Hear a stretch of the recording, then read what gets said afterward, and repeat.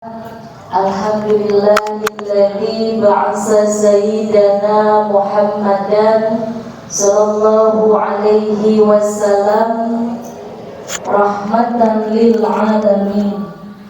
Wassalatu wassalamu ala sayyidina Muhammadin sayyidi sabiqin wa lahiqin wa ala alihi wa sahbihi nujumil muhtadin wa nujumil mu'tadin, amma ba'du.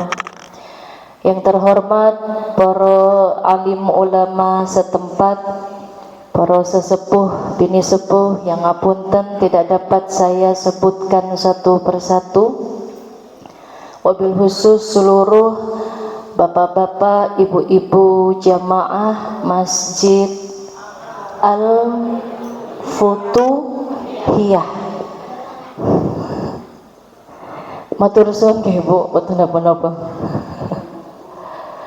Yang insya Allah mudah-mudahan dimuliakan oleh Allah Subhanahu wa Ta'ala.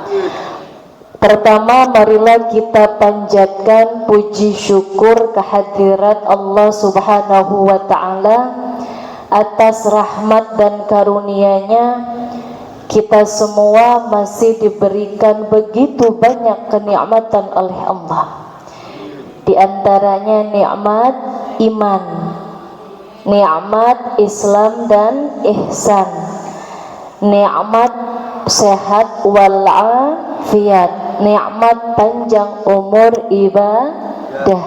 Karena semua kenikmatan tersebut, alhamdulillah, panjenengan Bapak Ibu kita semua bisa hadir bermuajahah, bertatap muka, berkumpul di tempat yang mudah-mudahan diridhoi dan diberkahi oleh Gusti Allah. Amin ya robbal.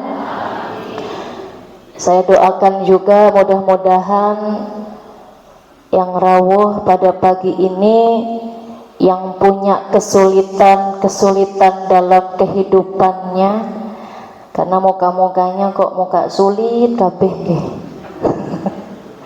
Saya doakan mudah-mudahan diberikan kemudahan, diberikan jalan keluar atas kesulitannya. Yang punya cicilan-cicilan, iki guyu kabeh. Cicilan panci, cicilan rumah, motor nggih. Saya doakan biar cepat lunas. Masya Allah, nek cicilan banter ini. Sama Bu, saya kayak saya. Mudah-mudahan yang pengen punya mantu, ada yang pengen punya mantu? Mudah-mudahan biar dapat mantu yang solehah, yang cantik parasnya, cantik akhlaknya. Yang punya anak perempuan, mudah-mudahan dapat calon mantu yang soleh, yang ganteng. Sugih mau? Mau. Sugih, pinter, anak tunggal, warisannya akeh. Amin ya robbal. Tak dongakno nggih Bu. Wong tuanya wis tuwek. Jadi cepet apa? Cepet mati. Astagfirullah. Belum apa-apa udah nyumpahin orang mati. Salawat serta salam marilah kita sanjungkan keharibaan Habibina wa syafi'ina wa maulana Muhammad sallallahu alaihi wasallam. Bapak Ibu yang mudah-mudahan dimuliakan oleh Allah, sebelum saya mulai pengajian niki biar tidak ada kesalahpahaman karena saya ngomongnya pakai bahasa Indonesia. Kok wong Tuban ngomongnya Indonesia? Takut bingung. Perkenalkan belum kenal saya ini. Belum pernah lihat saya di TV. Apa nggak punya TV ini? Kerjaannya ngaji aja nggih. Masya Allah. Ini antara sedih apa senang saya dengarnya. Perkenalkan, nama saya Ulfah, panjangnya Ulfah Nurfauziyah. Tapi panggilan populernya niku Nengzi. Kenapa bisa dipanggil Nengzi? Nengnya saya ini bukan nengnya wong Jawa, Bu. Tapi saya ini lahir tinggal dulu lahir tinggal sekolah 23 tahun di Jakarta. Jauh. Nah, tapi walaupun saya tinggal di Jakarta, saya masih ada keturunan dari Perancis. Ya Allah, Ibu manggil saya jauh ini. Wis Jakarta turunannya Perancis alias perapatan Ciamis. Orang Sunda. Ibu saya asli Bandung. Kebetulan alhamdulillah hari ini saya ditemani oleh beliau. Ibu saya tuh yang dari tadi nyorotin saya mulu. Dari awal sampai akhir nanti beliau tukang fotografernya. Jadi beliau asli Sunda. Makanya panggilan sayangnya Neng. Terus kok bisa nih saya ujluk-ujluk langsung tinggal di Tuban. Tahun 2013 saya ketemu jodohnya. Kebetulan waktu itu saya masih bersama dengan guru saya almarhum Ustadz Jeffrey Al-Bukhari, atau panjenengan kalau kenal UJ. UJ niku sudah saya anggap seperti abang saya, kakak saya. Jadi dulu Bu, waktu saya masih gadis nggih, bukan tua kayak sekarang. Sekarang saya ya 17, dulu 5 tahun. Jadi ketika masih gadis niku saya ikut grup bersama almarhum, grup religi niku jenenge Fatimah Voice. Itu grup vokalis bukan gambus, religi lah ya, lagu-lagu religi. Yang nyanyinya niku saya, kedua istri beliau yaitu Umi Pipik, yang sekarang Umi Pipik juga alhamdulillah berdakwah. Lalu yang ketiga artis senior jenenge Nia Paramita. Nek ibu-ibu ketoke nggak kenal, nggak pernah lihat TV kok. Tapi nek Uje tahu nggih. Masya Allah, emang beliau niku sudah terkenal dari ujung mana-mana, sudah paham nama beliau ya. Jadi singkat cerita 2013 almarhum Uje dipanggil ceramah Pak di alun-alun, saya ingat. Waktu itu yang jadi bupatinya adalah Kiai Haji Fathul Huda, yang kebetulan sekarang saya mantune. Ngono toh. Lah kalau bukan bupati ya saya mau tinggal di Tuban, Bu. Wong kuto kok, saya orang kota kok tiba-tiba blesep ke desa. Enggak ya Bu ya, karena kebetulan alhamdulillah jodohnya orang. Makanya bahasa Jawanya ngapunten kalau kasar, kalau logatnya sedikit aneh gitu. Tapi saya sudah nikah hampir berapa tahun ya, kok lupa, 8 tahun. Jadi alhamdulillah panjenengan nek ngomong sama saya niku paham, saged saya ngerti. Tapi balesnya niku sing lama. Paling saya cuma bisa oh nggih, oh boten, dereng, wis ngono to. Saya paling pinter 2 kata Pak, melebu karo metu. Wis gak usah panjenengan ajarin, wis pinter, melebu dewe, metu dewe. Jadi mohon maaf ya kalau nanti saya bicaranya menggunakan bahasa Indonesia. Boten napa-napa nggih? Apa pengen pakai bahasa Sunda? Nggak ngerti nggih, nanti yang ngerti ibu saya saja. Allahumma sholli ala Muhammad. Hadirin wal hadirat rahimakumullah. Alhamdulillah sekarang ini kita sudah memasuki bulan apa Bu? Rajab. Yang mana Allah Subhanahu wa taala niku sudah menciptakan 1 tahun itu menjadi 12 bulan. Kata Rasul, di antara 12 bulan, minha arba'atun hurum, terdapat 4 bulan yang disebut dengan bulan-bulan haram. Bulan haram itu apa saja? 1 bulan Dzulqa'dah, 2 Dzulhijjah, 3 Muharram, terakhir baru bulan Rajab. Di antara 4 bulan tersebut, salah satu mutawaliyatun, terdapat 3 niku saling berjejeran, berurutan. Nah, biar kita gampang hafalnya. 1 bulan Dzulqa'dah itu bulan ke-11, Dzulhijjah 12, Muharram bulan 1. Jadi ini jejeran, enak ngafalinnya. Ketika bulan tersebut niku berjejeran, yaitu bulan haram. Nah, 1 beda sendiri, terletak pada bulan ke-7, yaitu bulan Rajab. Dari Ibnu Abbas radhiyallahu anhu, beliau dawuh seperti ini, Bu. Ketika kita manusia memasuki di 4 bulan haram, itu yang harus kita lakukan adalah memperbanyak amalan-amalan ibadah.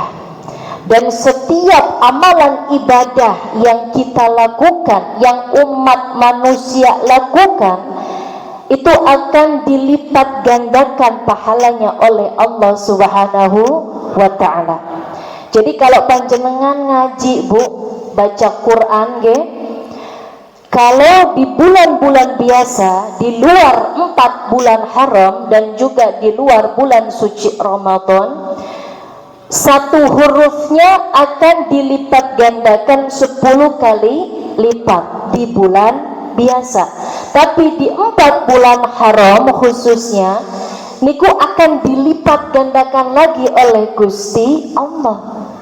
Jadi semakin banyak amalan yang kita lakukan, ibadah yang kita lakukan di 4 bulan haram, itu akan semakin banyak juga pahala yang Allah berikan.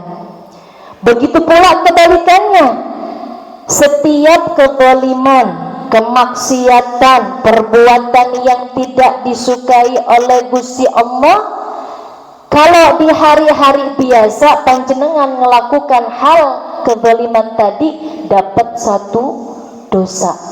Tapi kalau di 4 bulan haram kita melakukan kezaliman, kemaksiatan, hal yang gak disenengin sama Gusti Allah, dapat bonusnya, tapi dosa dikali lipatkan oleh Allah.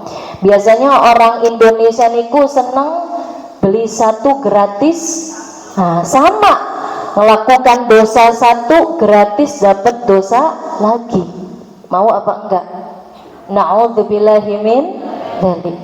Makanya kata Rasul itu, ketika memasuki 4 bulan haram, kita wajib berhati-hati. Oh, berarti bulan-bulan biasa cuek aja, bukan begitu, Bu. Tapi memang ini di antara 12 bulan ini memang Allah berikan 4 bulan haram tersebut adalah salah satunya bulan-bulan yang mulia, ya, selain bulan suci Ramadan.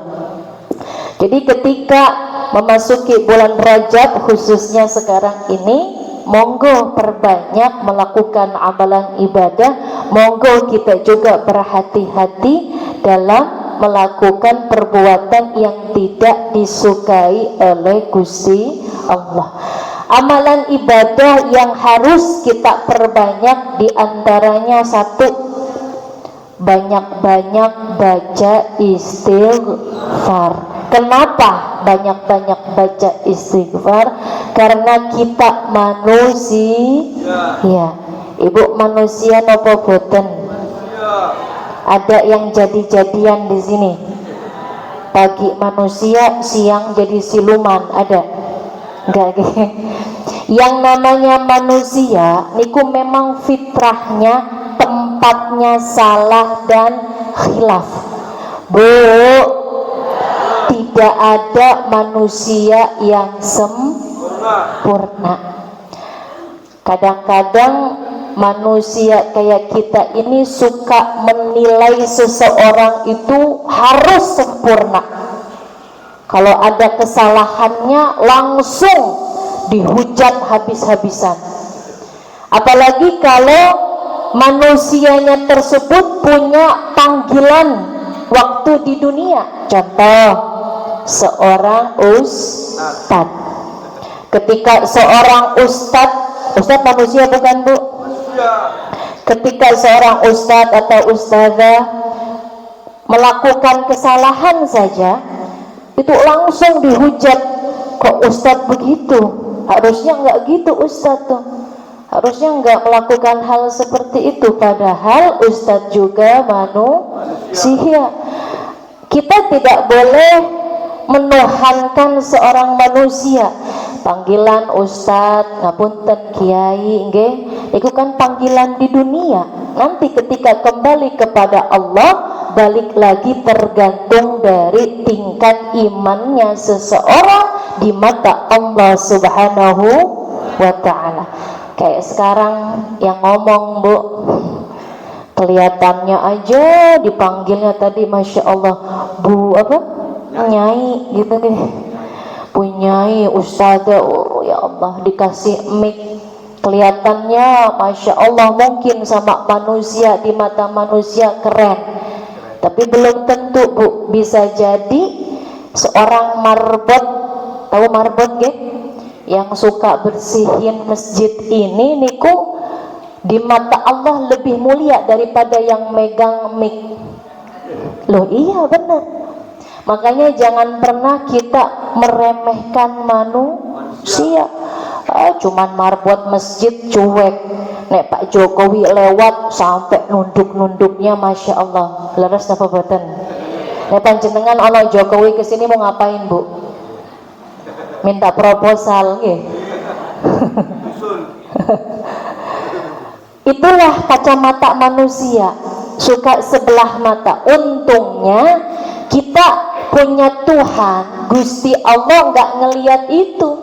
Yang sekarang dipanggil Bu Nyai, Pak Yai, Pak Ustadz, Ustadzah, nanti di akhirat tetep Ulfa sini. Siapa Ustadzah? Nggak dipanggil Ustadzah Ulfa. Monggo dihisab, nggak gitu. Tetap panggilannya Ulfa sini, Ulfa. Fulan sini, Fulan, gitu ya. Jadinya di mata Allah hanya yang dilihat adalah tingkat keimanannya. Ketika seseorang memiliki tingkat keimanan yang lebih tinggi, maka disitulah dia akan lebih tahu, paham bahwa dirinya banyak salah, sehingga dia mau minta ampun kepada Allah. Beda Bu sama orang yang mohon maaf, keimanannya tipis, disuruh istighfar nggak mau, kerjaannya buat maksiat, cuek aja. Ya bodoh amat, mumpung masih muda, nyobain dulu hal-hal yang haram. Kenapa? Karena ngapunten, imannya tipis tadi. Justru semakin tinggi tingkat iman seseorang kepada Allah, maka dia semakin malu. Dia semakin terus baca istighfar, minta ampun kepada Allah. Karena kita niku pasti pernah buat salah, baik itu yang sengaja, apalagi yang tidak disengaja. Baik itu yang sedikit, apalagi yang benar-benar besar. Dosa besar yang kelihatannya sepele apa Bu? Nah ini biasanya Pak dilakukan oleh kaum emak-emak terembu, yaitu dosa ngerasani wong. Leres napa boten? Niku dosanya besar, tapi kok kalau ngelakuin kayak biasa ya Bu ya, baru itu kode-kode dari A sampai monyong-monyong ngomongin orang. Selamatnya Bu, Allah itu baik sama kita. Allah menutupi segala aib-aib kita. Coba bayangkan kalau panjenengan habis ngomongin orang, terus ada bekasnya misalkan bisul. Saya yakin panjenengan yang hadir di sini semua bisulan kabeh. Tapi kan karena panjenengan gak ada bekasnya, ya mbah tadi malam atau tadi menuju ke sini habis ngomongin orang, ya saya nggak tahu, nggak ada yang tahu habis melakukan dosa. Leres napa boten? Karena apa? Allah terlalu baik sama kita. Kalau kita habis melakukan perbuatan zalim, dosa, perbuatan yang gak disenengin oleh Gusti Allah, ada bekasnya, saya yakin tidak akan ada manusia yang mau keluar dari rumahnya karena malu. Ini masalahnya semuanya yang hadir di sini termasuk yang ngomong ditutup aibnya sama Allah. Makanya kelihatannya bagus, rapi, cantik, ganteng. Ini karena Allah yang terlalu baik yang menutupi aib manusia. Malah sekarang Pak, aib manusia justru dibuka sendiri oleh orangnya. Betul apa betul? Viral sekarang di video, ya, ngaku-ngaku saya pernah melakukan ngapunten. Misalkan ya, ada orang ngaku-ngaku sekarang melakukan zina. Padahal dosa zina itu kita kalaupun sudah menikah, ke pasangan sendiri pun haram untuk bilang. Diem aja. Kalau kita nggak ngomong, nggak akan ada yang tahu. Yang penting satu, tobat. Sudah gak usah bilang-bilang dulu saya pernah zina, dulu saya pernah mabok, dulu saya pernah begini-begini. Kecuali mungkin untuk hal-hal tertentu, untuk dijadikan hikmah. Contoh almarhum Ustadz Jeffrey niku, beliau niku pernah cerita pernah melakukan hal-hal yang zalim. Itu kenapa beliau ungkapkan untuk memotivasi bahwa manusia bisa berubah, gitu ya. Kecuali seperti itu, tapi jangan juga kita membuka aib kita. Kita kalau lagi berantem sama pasangan, Bu, Pak, nggak ada yang tahu kan? Kecuali kita sendiri yang membuka. Jadi ketika Allah sudah tutup, ya sudah tutup saja. Dan banyak-banyak baca istighfar. Ya Allah, minta ampun kepada Allah Subhanahu wa ta'ala. Wastaghfirullaha innallaha kana ghafurur. Sesungguhnya apa tadi? Dan mintalah ampun kepada Tuhanmu, sesungguhnya Allah Maha Pengampun lagi Maha Penyayang. Jadi banyak-banyak lisan kita minta ampun sama Allah. Ingat-ingat Bu, kemarin habis ngelakuin apa, atau bahkan hari ini dari tadi bangun sampai nanti tidur lagi, pasti ada saja kesalahannya. Entah itu kesalahan kepada Gusti Allah, entah itu kesalahan kepada sesama manusia, atau bahkan sama hewan, atau bahkan sama tumbuhan. Moro-moro tahu-tahu tadi jalan main asal petik aja buah, iseng tangannya. Atau mungkin tadi ada kucing ditendang aja, nah, itu kan kesalahan, nggak boleh gitu. Jadi banyak sekali kesalahan-kesalahan yang sudah kita lakukan karena memang itu kodratnya manusia, tempatnya salah dan lupa. Untuk itu jangan pernah lepas baca istighfar. Rasul saja, manusia yang sempurna saja, beliau kurang lebihnya dalam satu hari itu baca atau minta ampun kepada Allah sebanyak berapa kali? 100 kali. Padahal Bu, Rasul itu tidak dihisap, sudah dipastikan masuk surga yang paling tinggi. Surga apa jadinya? Firdaus. Mudah-mudahan kita semua bisa sama-sama masuk ke dalam surga tersebut. Amin ya robbal. Tapi harus sadar, masuk surga tertinggi itu banyak amalannya Bu. Makanya dari sekarang tidak ada kata terlambat sebelum kita dipanggil Allah Subhanahu wa ta'ala. Baginda Rasul yang sempurna, baginda Rasul yang paling dicintai oleh Allah saja, beliau senantiasa masih sering minta ampun kepada Allah. Padahal Nabi Muhammad niku tidak ada salahnya. Tapi kenapa beliau istighfar, minta ampun sama Allah? Karena beliau tahu beliau adalah suri tauladan. Kalau suri tauladannya saja tidak mau minta ampun kepada Allah, apalagi umat-umatnya nanti.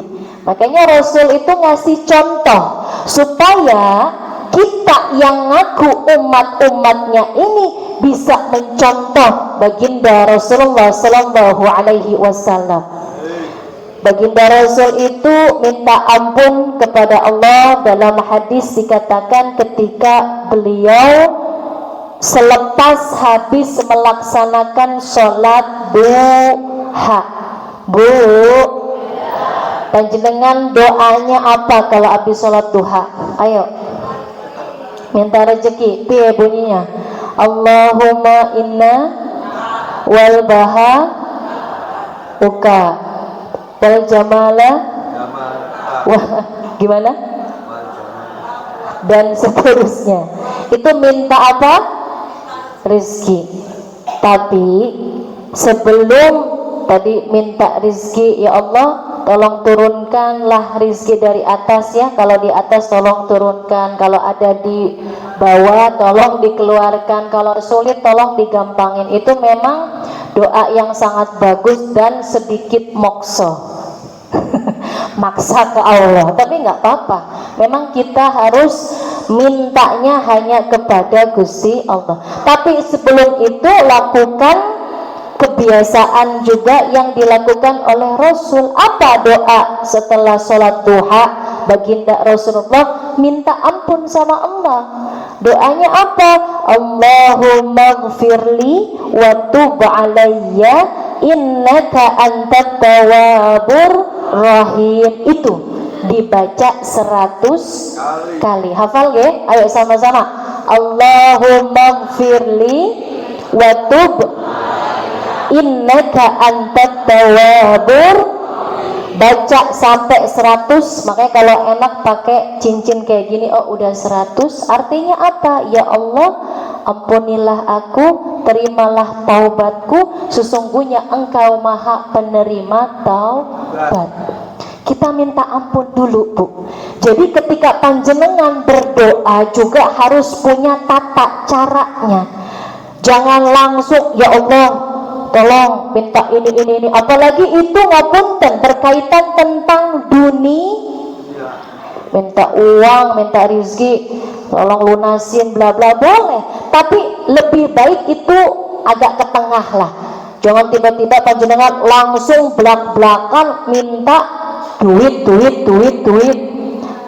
Loh sekarang gini, kalau bapak-bapak, Pak, kalau istrinya tiba-tiba setiap hari mintanya duit terus, puyeng nggak Pak?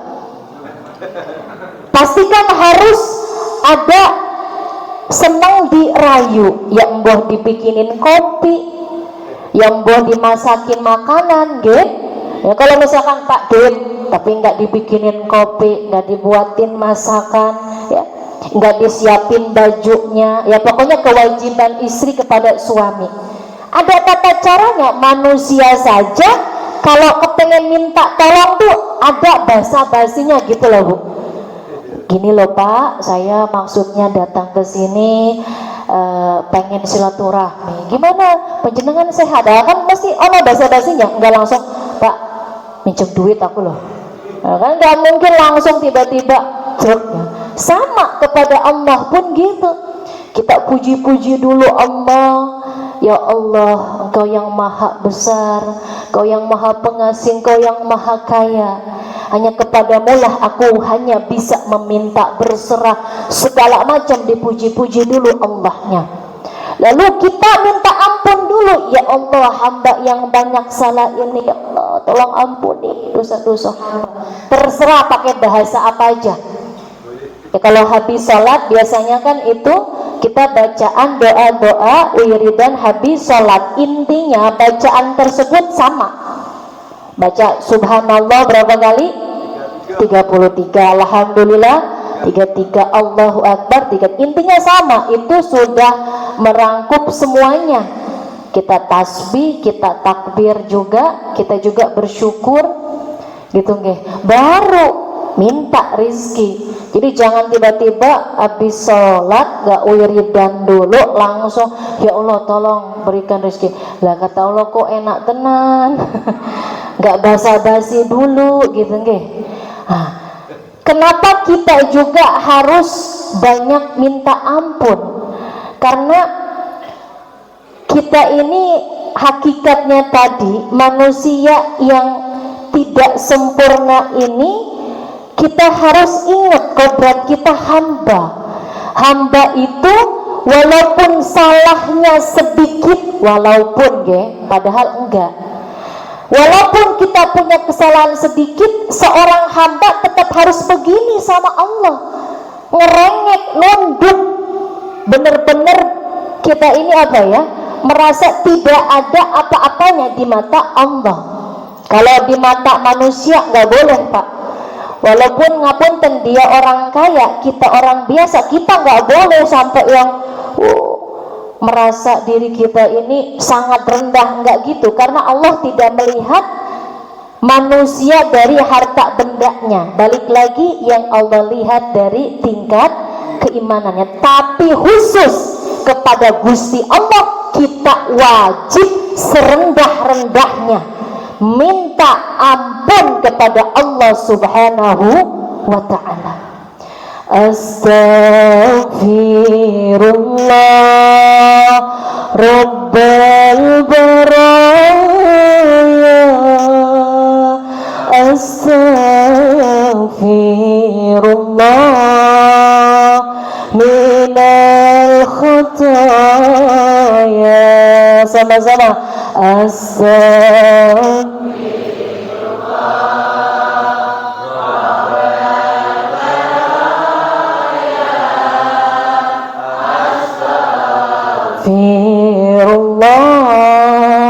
minal khotaya, Rabbi zidni ilman nafi'an wafiqni salihah, Rabbi ilman nafi'an kini amalan salihah. Sama-sama kita menunduk minta ampun. Di bulan Rajab ini kita sering buat salah, mudah-mudahan Allah mau mengampuni kesalahan kita semua, amin ya robbal. Astaghfirullah Rabbal baraya, astaghfirullah minal khotaya, Rabbi zidni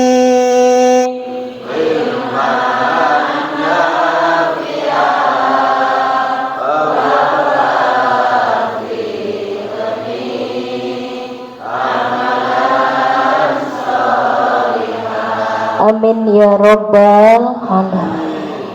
Jadi lisan kita tidak boleh lepas tuh. Kalau bisa panjenengan duduk diem gini sambil tuh astagfirullah. Yang paling simpel astagfirullahaladzim, astagfirullahaladzim, astagfirullahaladzim, astagfirullah. Tapi astagfirullah lisan, hatinya ya Allah aku minta ampun kepadamu, ya Allah aku minta ampun kepadamu.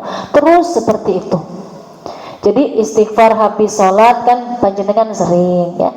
Tapi istighfar lagi kayak duduk begini sambil istighfar astagfirullah. Lagi jalan nanti mau pulang ke rumah naik motor hati istighfar astagfirullahaladzim terus. Karena kita nggak tahu doa mana yang diterima oleh Allah. Bisa jadi istighfar yang sekarang nih diampuni sama Allah, dikabulkan oleh Allah. Atau bisa jadi istighfar yang tadi di rumah juga ternyata itu yang dikabulkan oleh Allah Subhanahu wa ta'ala. Banyak-banyaklah kita semua setiap harinya minta ampun kepada Allah. Apa sih fadilah, keistimewaan, kelebihan dari membaca istighfar? Satu, selain baca istighfar niku bisa menghapuskan dosa-dosa kita, baik yang kecil apalagi yang besar insya Allah. Yang kedua adalah Rasulullah SAW bersabda, barang siapa yang banyak baca istighfar maka kesulitannya akan Allah berikan jalan keluar, kesempitannya akan Allah berikan kelapangan, dan Allah akan memberikan rezeki dari arah yang tidak disangka-sangka. Jadi kalau panjenengan merasa hidupnya sekarang kok sulit, susah, satu yang harus panjenengan amalkan adalah banyak-banyak baca istighfar. Karena ngapunten bisa jadi musibah yang terjadi pada diri kita, ujian kesulitan hidup kita ini dikarenakan dosa yang sudah kita lakukan. Jadi karena dosa-dosa kita nih makanya Allah kasih musibah. Kebanyakan seringnya panjenengan dengar ya ada musibah, bencana sana sini. Terus ada ulama bilang ya karena mungkin orang-orang di sana itu kebanyakan berbuat maksiat, banyak yang lalai kepada Allah. Kenapa ada perkataan seperti itu? Karena memang musibah yang terjadi pada manusia diakibatkan karena manusianya sendiri yang sering lupa tadi. Makanya banyak-banyaklah tadi minta ampun kepada Gusti Allah. Berbicara tentang ujian, siapa sih manusia yang hidup di dunia yang gak dapat ujian ya Bu? Semua niku pasti dapat ujian, dapat jatahnya masing-masing. Dan ujian yang Allah kasih itu cuma dua Pak, ujian kesedihan, dua ujian kesenangan. Tapi orang itu sering keliru bahwa kesenangan, kenikmatan itu dikira bukan ujian, makanya nyantai, padahal bukan. Kesenangan adalah ujian, kesedihan juga ujian. Saya pengen tanya, Bu, panjenengan lebih senang dikasih ujian kesedihan atau ujian kesenangan? Pasti rata-rata kalau saya tanya begini jawabnya yang senang-senang aja. Padahal ngapunten Bu, kebanyakan manusia justru dia terpeleset, lalai, lupa kepada Allah ketika mendapatkan ujian kesenangan. Leres napa boten? Lagi dikasih kesehatan malah lupa untuk ibadah. Diberikan ujian jabatan, Masya Allah, tiba-tiba dia jadi dari ketua RT tahu-tahu jadi bupati. Jauh ya. Tapi nggak ada yang mustahil Pak, itu kan ujian. Jadi bupati dia, karena sudah di atas lali sama Allah, perintah Allah, akhirnya seenaknya sendiri. Ya wes nggak usah lah, nggak usah, pokoknya nggak usah ngaji lah, nggak usah ada pengajian. Nggak usah lah ada pengajian lah, nggak usah, ada dangdutan aja lah sekarang. Ngaji udahlah sekali, setahun sekali aja. Cocok ya. Lah itu ujian Pak. Emang dikiranya dikasih jabatan itu nggak ujian gitu ya? Terus dikasih suami ganteng, ujian gak Bu? Wah, ujian. Hati-hati sekarang zamannya pelakor apa? Perebut laki orang. Suami ganteng ujian, suami elek nemen. Begitu pula kebalikannya, nggih, Pak. Istri cantik ujian, istri kumus-kumus nemen. Salah sendiri bapak nggak ngerawat isok kumus-kumus. Jadi semuanya, kita punya anak ujian, nggak punya anak juga.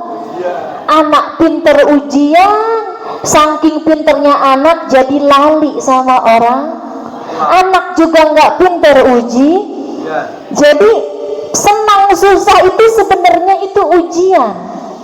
Jadi jangan kepedean, tapi justru ternyata ujian kesedihan itu dikatakan oleh para ulama justru itu adalah surat cintanya Allah kepada manusia supaya kita ingat sama Allah. Saya pengen tanya lagi, panjenengan sholat doa itu lama khusyuk ketika lagi sedih apa lagi senang? Kenapa lagi senang enggak?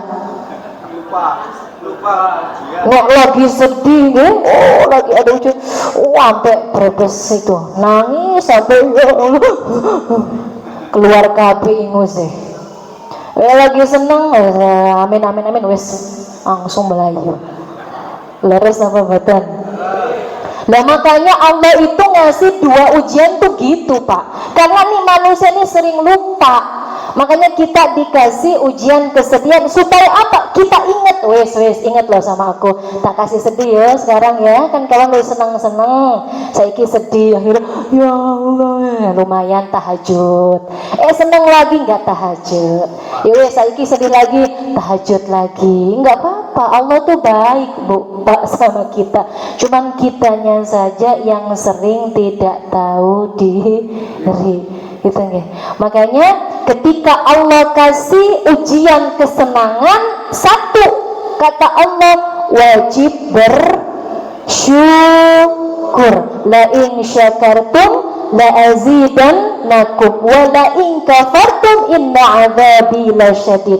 Barang siapa yang bersyukur atas nikmatku, kata Allah, aku akan menambahkan nikmat lainnya kepadamu. Barang siapa yang kufur kepada nikmatku, sungguh azabku sangat pedih. Konsep kita bersyukur itu satu Bu, caranya nggih supaya panjenengan niku kita itu tidak kufur terhadap nikmat Allah, satu yaitu selalu melihat orang lain yang ada di bawah kita. Bukan berarti mau merendahkan, bukan. Supaya kita ini selalu bersyukur terhadap apa yang telah Allah berikan saat ini. Contoh, panjenengan sekarang bernafas nggih? Gratis nggih? Kadang-kadang kan suka sakit-sakit badan. Ya bersyukur aja masih bisa nafas. Coba jenengan lihat di luar sana di rumah sakit ada orang yang nafas saja harus dibantu pakai alat pernafasan. Bayar apa enggak? Bayar lah. Panjenengan sekarang gratis. Coba nafas biasa. Gratis nggih? Walaupun sakit-sakit awak badan, yes, gak usah banyak ngeluh. Ada pengajian, aku gak jadi ikut soalnya badanku greges kabeh gitu misalkan. Harusnya ketika cuman masih pegel-pegel biasa tapi panjenengan masih dikasih nafas, bersyukur. Cara syukurnya gimana? Bismillah, ikut ngaji dimanapun panjenengan berada, nggih, mbah di sini nanti di masjid mana dan lain sebagainya. Itu cara bersyukurnya, memakai apa yang sudah Allah berikan sesuai dengan perintahnya. Harta juga sama. Misalkan ada si fulan A dan si fulan B. Si fulan A itu punya mobil 1, fulan B punya mobil 3. Nah, si fulan A mobil 1 menurut panjenengan harus bersyukur enggak? Harus. Tapi kalau ngelihat si fulan B, dia ngelihat apa-apa ke tetangganya. Sedangkan si fulan A ini punya anak 3, suami 1, istri 1, istri 2 katanya, istri 1 Pak. Jadi kalau mau pergi itu harus mikir dulu atau harus nganterin si bapaknya. Mungkin istrinya, Pak pengen ngaji, anterin, anaknya pengen sekolah jadi anter, harus bolak-balik. Ini kalau orang yang nggak bersyukur, dia lihat tetangga, enak ya tetangga sebelah punya mobil 3, kemana-mana nggak usah berebutan, satu udah dapat istrinya, suaminya, anaknya, enak ya Pak ya. Oh mana. Padahal Bu, di luar sana masih banyak yang kepengen kayak dia punya mobil. Siapa? Orang-orang yang kemana-mana naik motor dong. Kata orang yang naik motor juga sama, padahal yang naik motor juga harusnya bersyukur. Tapi dia karena ngelihatnya ke atas terus, ngelihat orang yang punya mobil, enaknya yang punya mobil tuh kemana-mana nggak kehujanan kalau musim hujan, nggak kepanasan. Ya, kalau naik motor, kalau kehujanan harus pakai jas hujan atau apa? Neduh itu nih bahasa Jawanya apa? Ngiyuh, niup apa ngiyup?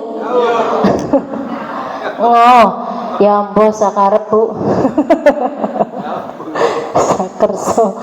Pokoknya gitu, neduh terus lihat orang pakai mobil, enak ya yang punya mobil, nggak kehujanan, nggak kepanasan, nggak kayak aku, nggak bersyukur. Padahal kalau dia lihat di bawahnya lagi masih banyak orang-orang yang kepengen kayak dia Pak, punya motor. Siapa? Orang yang kemana-mana naik ontel. Ada yang naik ontel di sini? Banyak nggih? Kepengen punya mobil. Oh iya, mesti langsung kufur kabeh iki. Kemana-mana naik ontel, capek kata yang naik ontel, enak ya naik motor, iso cepet gitu ya. Yang mungkin bisa setengah jam, naik ontel bisa 1 jam lebih. Tapi sehat, benar.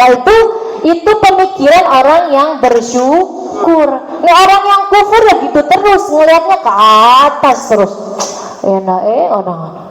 Tapi kalau pikiran orang yang syukur melihatnya beda. Karena memang betul setiap kita hidup pasti ada saja orang yang lebih di bawah kita. Siapa kata orang yang sepeda ontel yang lebih di bawahnya? Siapa? Orang yang kemana-mana jalan kaki, nggak punya apa-apa. Ada nggak? Masih banyak.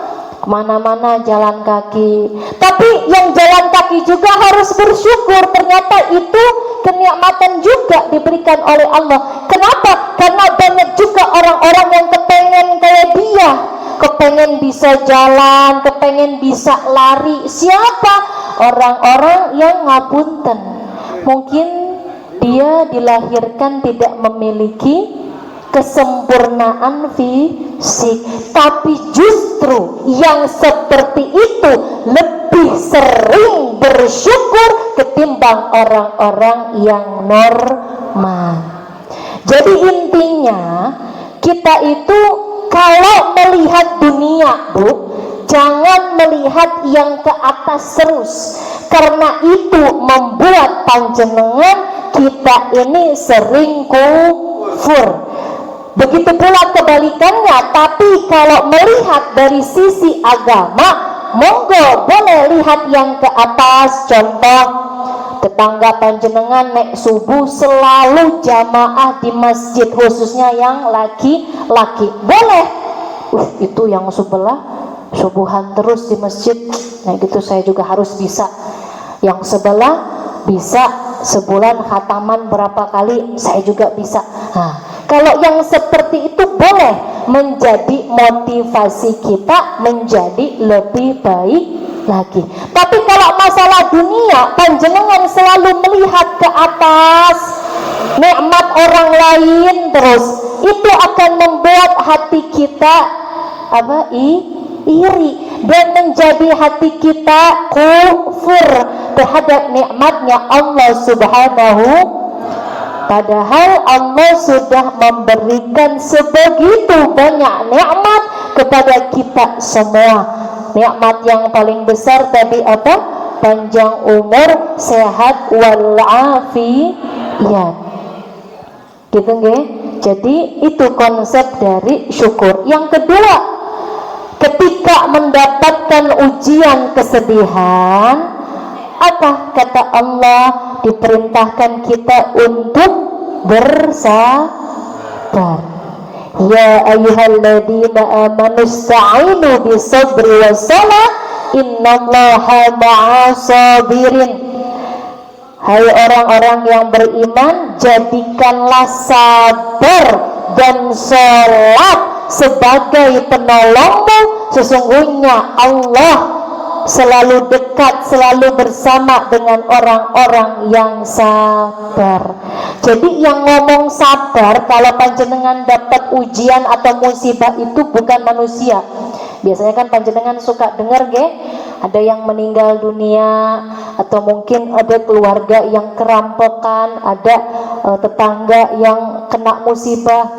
Ceploslah kita ngomong sabar Nah, kata-kata sabar itu bukan dari manusia, melainkan dari Allah Subhanahu wa ta'ala tadi. Memang ketika mendapatkan ujian yang tidak menyenangkan, yang membuat hati kita sedih, tidak senang, kita disuruh sabar dan sholat. Dan Allah senantiasa bersama dengan orang-orang yang sabar. Tapi memang ngomong paling gampang bilang sabar ya Bu, tapi kenyataannya susah. Nah, makanya kita butuh kekuatan dari siapa? Allah. Kita minta la haula wala quwwata illa billahil aliyil.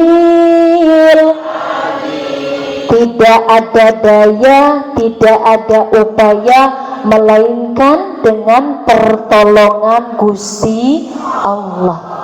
Jadi terus minta, ya Allah kuatkan kesabaran saya, ya Allah kuatkan keimanan saya dalam menghadapi setiap ujian yang telah Allah berikan. Konsep dari sabar, tadi kan konsep syukur. Konsep dari sabar adalah ketika kita mendapatkan ujian kesedihan tersebut, kita harus selalu ingat, la yukallifullahu nafsan illa wus'aha, bahwa Allah tidak mungkin memberikan beban, memberikan ujian kepada seseorang di luar dari kemampuannya. Artinya ketika Allah kasih panjenengan masing-masing ujian, Allah sudah paham, oh si fulan imannya segini, kuatnya segini, berarti ujiannya juga porsinya segini. Gak mungkin Allah itu kasih beban kepada kita sama dengan ujiannya para nabi. Itu kita pasti langsung mati aja udah, karena terlalu berat Bu. Hanya para nabi saja yang bisa melewatinya.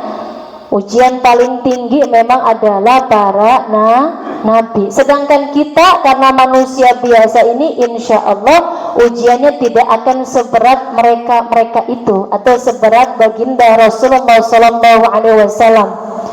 Walaupun tetap kita lagi kena ujian itu pasti, ya Allah kok berat banget rasanya. Tapi harus selalu ingat bahwa saja ujian yang Allah kasih hari ini, saat ini itu sudah sesuai dengan kemampuan kita. Contoh, panjenengan sama saya, ujiannya sama apa beda?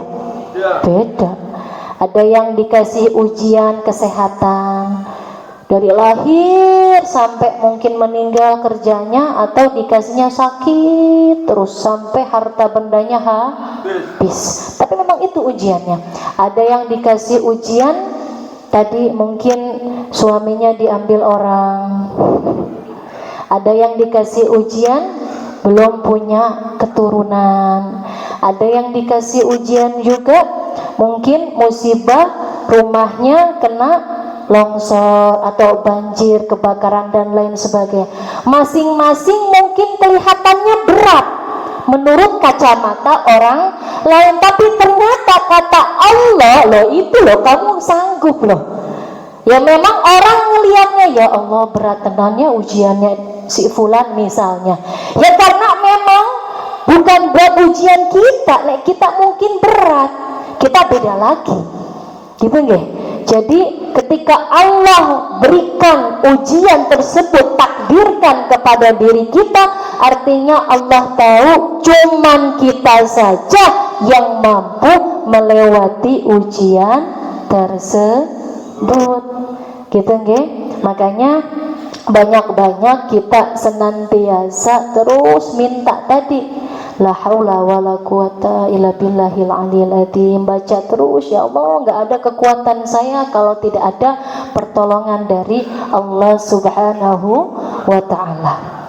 Ngomong-ngomong masalah ujian, saya jadi ingat satu lagu. Tahu enggak Bu panjenengan pernah dengar judulnya Jangan Menyerah? Tahu enggak? Oh, enggak tahu kayaknya. Tahu? Enggak tahu. Rasido ning ngono. Boleh nggak sedikit? Gini nih, syukuri apa yang ada, hidup adalah itu tahu, tetap jalani hidup ini, melakukan yang terbaik. Tuhan pastikan menunjukkan kebesaran dan kuasanya bagi hambanya yang sabar dan tak kenal putus asa. Tepuk tangannya. Mangewu. Kumpulin ya, Bu MC, tolong. Mangewu. Mayan buat beli bensin. Allahumma sholli ala Muhammad. Terakhir, udah mau jam 7. Ketika tadi banyak apa Bu? Baca istighfar. Kedua adalah perbanyak baca sholawat. Kenapa harus banyak baca sholawat? Karena manusia itu tidak akan selamat hanya mengandalkan amalannya saja. Ya, kita hidup, panjenengan hidup sudah berapa puluh ini rata-rata? 60. Oh, sudah bonus, sudah ada yang bonus. 70 ada. Wow, luar biasa ya, itu bonus. Berarti sebentar lagi lah kira. Tinggal nunggu lah. Tapi Pak Bu, umur kematian itu nggak dilihat dari tua muda. Banyak sekarang contohnya orang masih sehat muda tiba-tiba sudah dipanggil oleh Gusti. Jadi jangan kepedean, oh saya bentar lagi mati, nggak gitu. Oh saya masih muda berarti umurnya masih panjang, belum tentu. Sekarang sudah banyak sekali contohnya orang-orang masih muda sehat walafiat, paginya haha hehehe ketawa ketiwi, siangnya sudah dipanggil oleh Allah. Ada orang yang sekarat sampai di ICU bertahun-tahun ternyata panjang umur. Jadi bisa jadi panjenengan dulu yang dipanggil oleh Gusti Allah, saya belakangan, betul? Loh, iya bisa jadi. Begitu pula kebalikannya, saya tetap belakangan, panjenengan monggo duluan. Sama-sama. Loh, Bu gini loh, panjenengan sudah punya putu, nggih? 17. Subhanallah. Ngalah lah Bu, panjenengan 17, saya anak baru 1. Jadi duluan nggih. Kabarin kalau sudah ada malaikat Israel. Mudah-mudahan kita semua yang hadir di sini termasuk orang-orang yang ketika meninggalnya dalam keadaan husnul khatimah. Amin ya robbal. Makanya balik lagi kita mesti minta juga syafaat atau pertolongan dari Rasulullah SAW. Untuk itu selain baca istighfar, banyak-banyak juga kita baca sholawat. Sholawat paling simpel adalah bacaannya gimana? Allahumma sholli ala sayyidina Muhammad wa ala ali. Itu dibaca berkali-kali, sehari boleh 100, kalau sudah istiqomah naik sehari 200, istiqomah naik lagi sehari 500, naik lagi sehari 1000, terus baca dengan harapan, ya Allah, ya Rasulullah, saya umatmu, tolong kelak berikan syafaatmu. Amin ya robbal. Wabil khusus di bulan Rajab juga, bulan haram tersebut, kita harus sering-sering banyak-banyak baca sholat. Ayo sholawat sama-sama yuk. Allahumma sholli ala sayyidina Muhammad. Saya pengen ngajak panjenengan sholawatnya Joko Tingkir, tahu? Hafal nggak?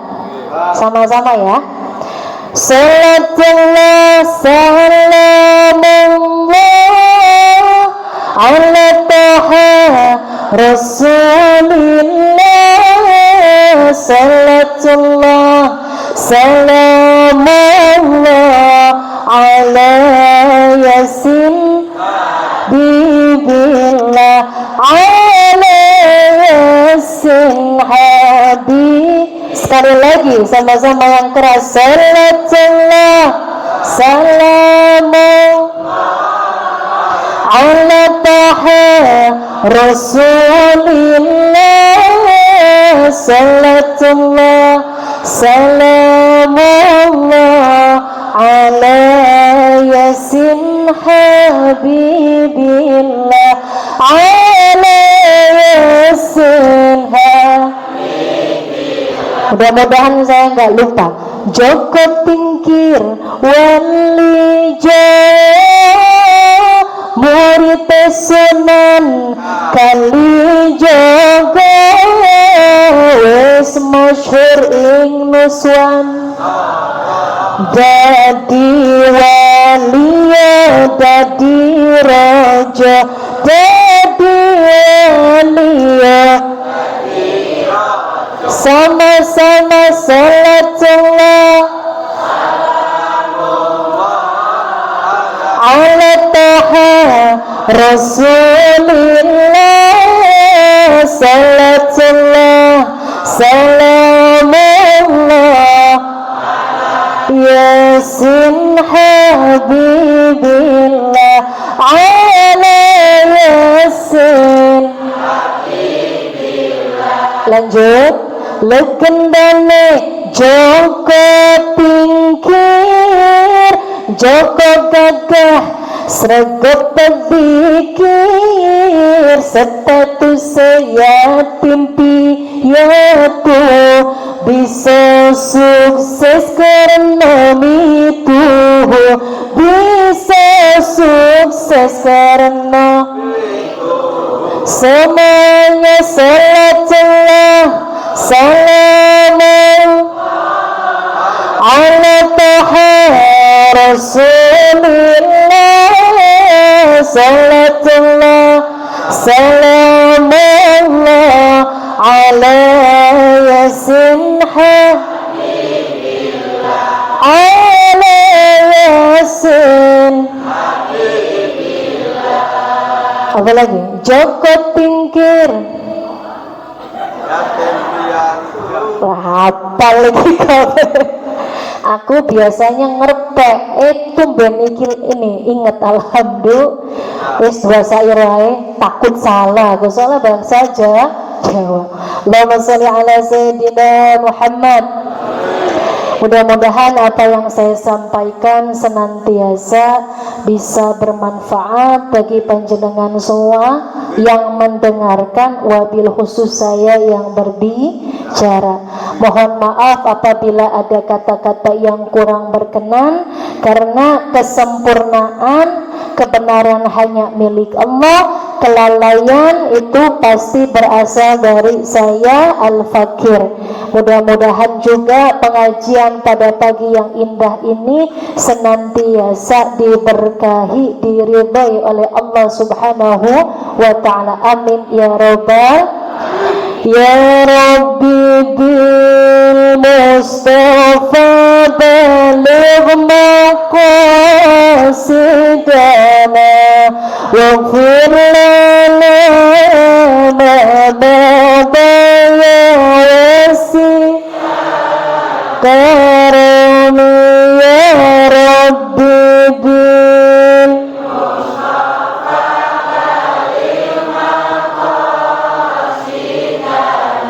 waghfir lana ma bada ya karami. Amin ya rabbal alamin. Dari SMP ke SMA, dari bapak ya ke ibu, dari ta'aruf ke penghulu, dari saya sekian dulu. Wabillahi taufiq wal hidayah. Wassalamualaikum warahmatullahi wabarakatuh. Doa. Harusnya yang doa sing sepuh-sepuh mawon loh. Masya Allah, amplopnya double nih ngono. Astagfirullah. Ala hadinnya wa kulli niyatin sholih wa ila hadatin Nabi Mustafa sallallahu alaihi wasallam. Al-Fatihah. A'udzu billahi minasyaitonir rajim. Bismillahirrahmanirrahim. Iyyaka na'budu wa iyyaka nasta'in ihdinas siratal mustaqim siratal ladzina an'amta 'alaihim ghairil maghdubi 'alaihim waladdallin. Amin. Bismillahirrahmanirrahim. Alhamdulillahi rabbil alamin. Hamdan syakirin, hamdan na'imin, hamdan yafina wa yukafi mazidah. Ya Rabbana lakal hamdu yang bagi li jalali wajhikal azimi sultani. Allahumma sholli ala sayyidina Muhammad wa ala ali sayyidina Muhammad. Allahumma antas salam wa minkas salam wa alayka ya'udu salam. Fahayyana Rabbana bisalam wa ahtilna jannata darussalam. Tabarakta Rabbana wa ta'ala ya dal jalali wal ikram. Allahumma inna nas'aluka salamatan fid din wa afiatan fil jasad wa ziyadatan fil ilmi wa barakatan fil rizqi wa taubatan qoblal maut wa rahmatan indal maut wa maghfiratan ba'dal maut. Allahumma hawin alaina fi sakaratil maut wan najata minan nar wal afa indal hisab. Rabbana la tuzigh qulubana ba'da idh hadaitana wa hab lana min ladunka rahmatan innaka antal wahhab. Rabbana atina fid dunya hasanah wa fil akhirati hasanah wa qina adzabannar. Rabbi habli min ladunka dzurriyyatan thayyibatan innaka sami'ud du'a. Rabbi habli minas solihin, Rabbi habli minas solihin, Rabbi habli minas solihin. Allahumma ajirna minan nar, Allahumma ajirna minan nar, Allahumma ajirna minan nar. Subhana rabbika rabbil izzati amma yasifun wa salamun alal mursalin walhamdulillahi rabbil alamin. Assalamualaikum warahmatullahi wabarakatuh.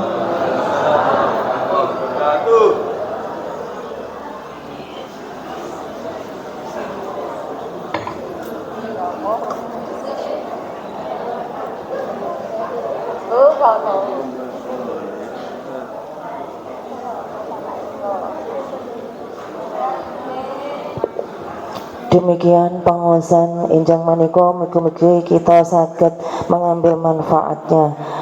Dari kami kurang lebihnya mohon maaf. Wassalamualaikum warahmatullahi wabarakatuh.